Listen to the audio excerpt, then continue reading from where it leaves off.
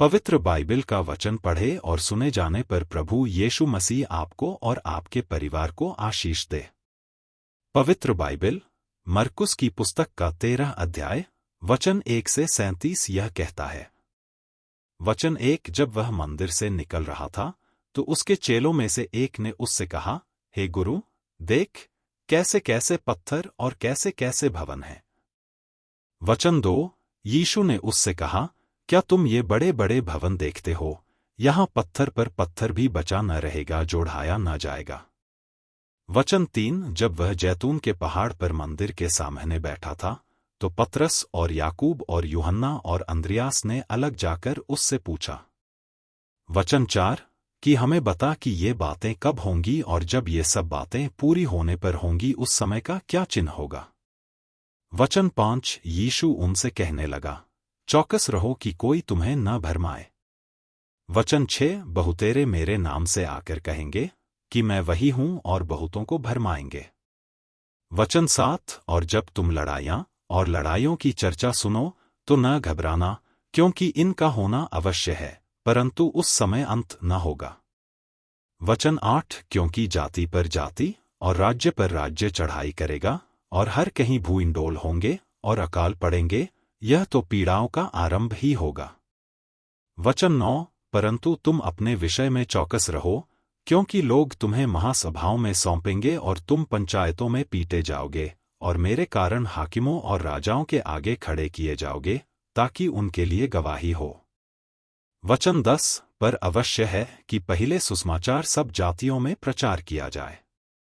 वचन 11 जब वे तुम्हें ले जाकर सौंपेंगे तो पहले से चिंता न करना कि हम क्या कहेंगे, पर जो कुछ तुम्हें उसी घड़ी बताया जाए वही कहना, क्योंकि बोलने वाले तुम नहीं हो परंतु पवित्र आत्मा है।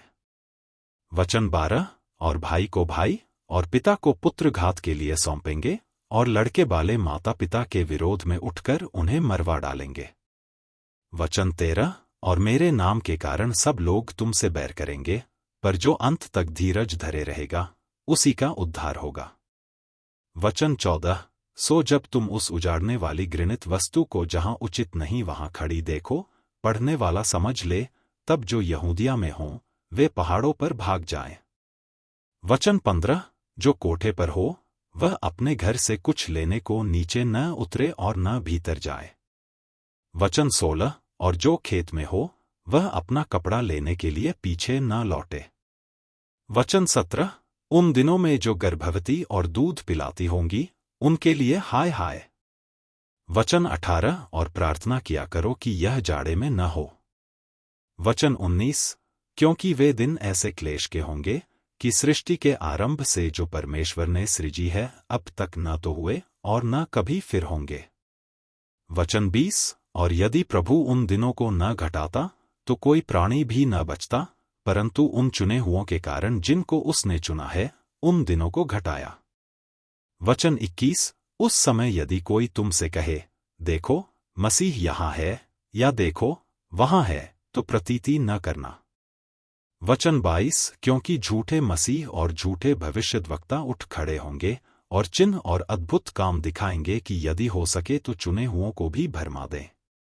वचन 23 पर तुम चौकस रहो, देखो मैंने तुम्हें सब बातें पहले ही से कह दी हैं। वचन 24 उन दिनों में उस क्लेश के बाद सूरज अंधेरा हो जाएगा और चांद प्रकाश न देगा।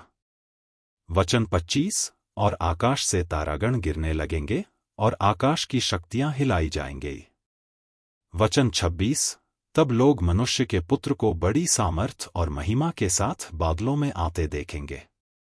वचन 27 उस समय वह अपने दूतों को भेजकर पृथ्वी के इस छोर से आकाश की उस छोर तक चारों दिशा से अपने चुने हुए लोगों को इकट्ठे करेगा।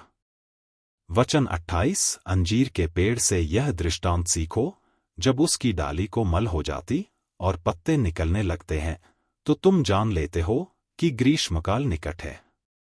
वचन 29 इसी रीति से जब तुम इन बातों को होते देखो तो जान लो कि वह निकट है, वरन द्वार ही पर है। वचन 30 मैं तुमसे सच कहता हूं कि जब तक ये सब बातें न हो लेंगी तब तक यह पीढ़ी जाती न रहेगी। वचन 31 आकाश और पृथ्वी टल जाएंगे, परंतु मेरी बातें कभी न टलेंगी। वचन 32 उस दिन या उस घड़ी के विषय में कोई नहीं जानता, न स्वर्ग के दूत और न पुत्र, परंतु केवल पिता। वचन 33 देखो, जागते और प्रार्थना करते रहो, क्योंकि तुम नहीं जानते कि वह समय कब आएगा। वचन 34 यह उस मनुष्य की सी दशा है जो परदेश जाते समय अपना घर छोड़ जाए और अपने दासों को अधिकार दे और हर एक को उसका काम जता दे और द्वारपाल को जागते रहने की आज्ञा दे। वचन 35 इसलिए जागते रहो, क्योंकि तुम नहीं जानते कि घर का स्वामी कब आएगा, सांझ को या आधी रात को, या मुर्ग के बांग देने के समय या भोर को। वचन 36 ऐसा न हो कि वह अचानक आकर तुम्हें सोते पाए। वचन 37 और जो मैं तुमसे कहता हूं वही सबसे कहता हूं, जागते रहो।